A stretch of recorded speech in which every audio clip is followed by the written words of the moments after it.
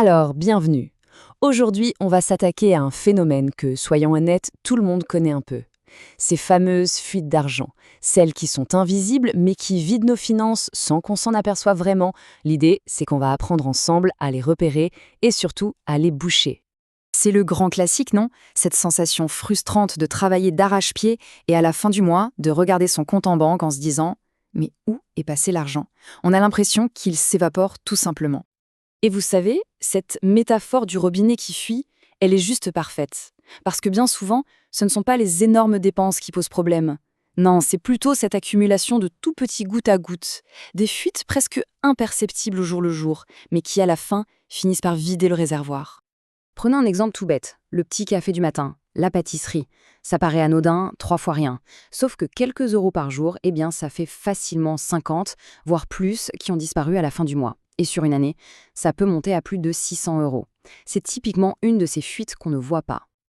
Ok, alors on va aborder ce problème comme une véritable enquête policière. Notre mission, si on l'accepte, découvrir où va cet argent et l'empêcher de prendre la fuite.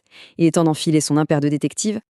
Et oui, comme dans toute bonne enquête, la première étape, c'est de collecter des preuves. On ne peut pas arrêter un coupable si on ne sait pas qui il est. Et ici, les indices, ce sont tout simplement nos habitudes de dépenses, même les plus insignifiantes. C'est en les mettant sous la loupe que la vérité va éclater. Bon, allez, on part à la pratique. Pour débusquer les fuites, il n'y a pas de secret. Il faut suivre l'argent à la trace. C'est la phase d'investigation et honnêtement, c'est bien plus simple qu'on ne l'imagine. Alors voilà la panoplie du parfait détective financier.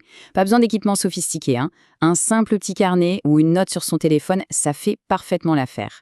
La clé, c'est la discipline. On note tout, absolument tout, du café au ticket de bus.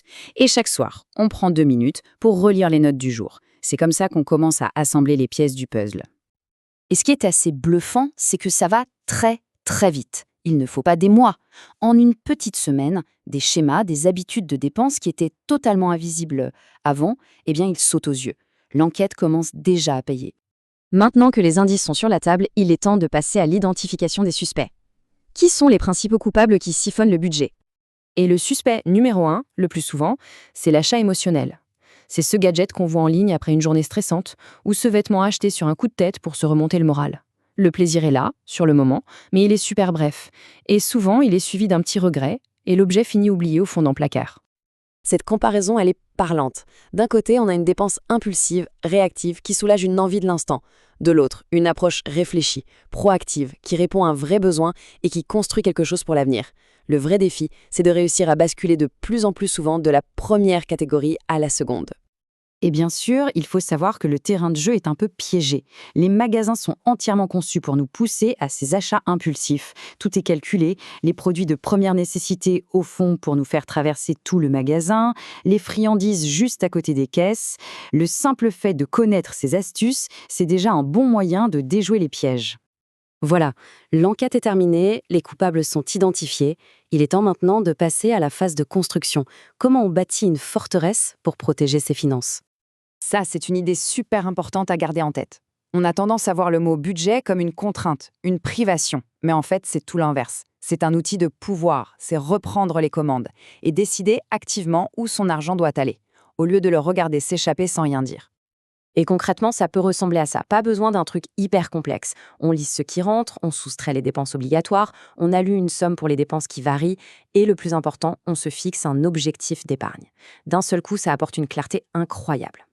Au final, l'objectif se résume à cette règle d'or toute simple, faire en sorte que les revenus soient plus élevés que les dépenses. Tant que cet équilibre est respecté, le contrôle est là. C'est le cœur de toute bonne gestion financière. C'est la base pour commencer à construire et arrêter de subir. Parce qu'épargner juste pour épargner, c'est dur, c'est pas très motivant.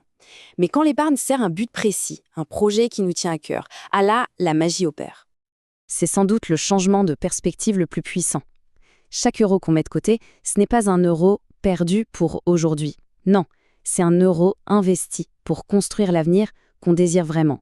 C'est un acte de construction, pas du tout de privation. Et les possibilités sont infinies.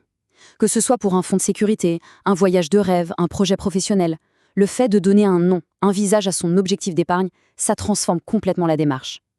Chaque euro économisé devient une brique qu'on ajoute à la construction de ce rêve. Ça rend l'effort concret et surtout gratifiant. Du coup, ça amène à la question finale. En reprenant le contrôle de ces petites fuites, en colmatant les brèches, quel serait le tout premier rêve qu'on déciderait de financer? Le premier projet qui fait vraiment vibrer? Souvent, la réponse à cette question est le meilleur point de départ possible pour une nouvelle maîtrise de ses finances.